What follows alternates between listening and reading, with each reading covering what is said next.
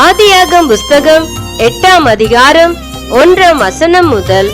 தேவன் நோவாவையும் அவனோடு பேழில் இருந்த சகல காட்டு மிருகங்களையும் நாட்டு மிருகங்களையும் நினைத்தருளினார். தேவன் பூமியின் மேல் காற்று வீச பண்ணினார். அப்பொழுது ஜலம் அமர்ந்தது. ஆழத்தின் ஊற்றுக்கண்களும் வானத்தின் மதகுகளும் அடைப்பட்டன. வானத்து மழையும் நின்று போயிற்று. ஜலம் பூமியிலிருந்து நாளுக்கு நாள் வற்றிக்கொண்டே வந்தது. 105 நாளுக்கு பின்பு ஜலம் வடிந்தது. 7ஆம் மாதம் 17ஆம் தேதியிலே பேழை அரராத் என்னும் மலைகளின் மேல் தங்கிற்று. 10ஆம் மாதம் மட்டும் ஜலம் வடிந்து கொண்டே வந்தது. 10ஆம் மாதம் முதல் தேதியிலே மலை சிகரங்கள் காணப்பட்டன.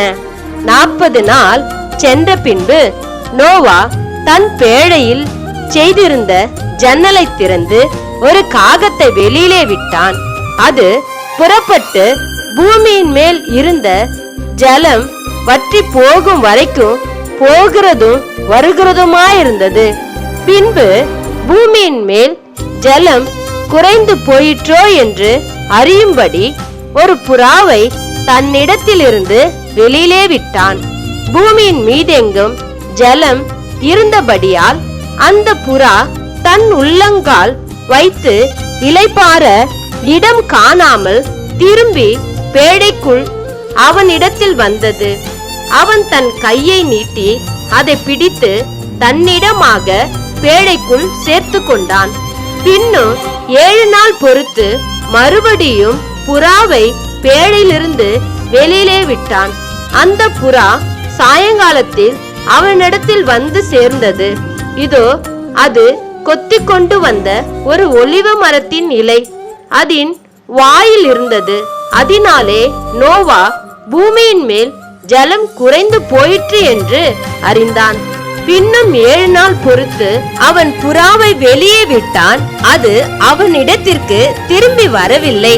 அவனுக்கு 601 வயதான வருஷத்தில் 1ஆம் மாதம் முதல் தேதியிலே பூமியின் மேல் இருந்த ஜலம் வற்றி போயிற்று.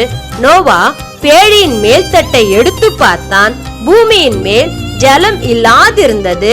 2ஆம் மாதம் 27ஆம் தேதியிலே பூமி காய்ந்திருந்தது. அப்பொழுது தேவன் நோவாவை நோக்கி, நீயும் உன்னோடு கூட உன் மனைவியும் உன் குமாரரும் உன் குமாரரின் மனைவிகளும் பேழையை விட்டு புறப்படுங்கள். உன்னிடத்தில் இருக்கிற சகலவித மாமிச ஜந்துக்கள் ஆகிய பறவைகளையும் மிருகங்களையும் பூமியின் மேல் ஊறுகின்ற சகல பிராணிகளையும் உன்னோடு கூட வெளியிலே வரவிடு.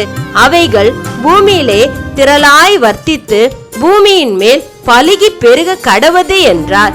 அப்பொழுது நோவாவும் அவன் குமாரரும் அவன் மனைவியும் அவன் குமாரரின் மனைவிகளும் புறப்பட்டு வந்தார்கள்.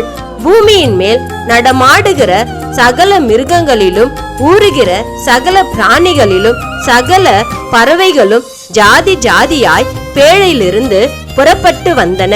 அப்பொழுது நோவா கர்த்தருக்கு ஒரு பலிபீடத்தை கட்டி சுத்தமான சகல மிருகங்களிலும் சுத்தமான சகல பறவைகளிலும் சிலைவற்று தெரிந்து கொண்டு அவைகளை பலிபீடத்தின் மேல் தகன பலியாக பலியிட்டான். சுகந்த வாசனையை கர்த்தர் முகந்தார். அப்பொழுது கர்த்தர், இனி நான் மனுஷ நிமித்தம் பூமியை சபிப்பதில்லை. மனுஷனுடைய இருதயத்தின் நினைவுகள் அவன் சிறு வயது தொடங்கி பொல்லாததாயிருக்கிறது. நான் இப்பொழுது செய்தது போல இனி சகல ஜீவன்களுக்கும் சங்கரிப்பதில்லை.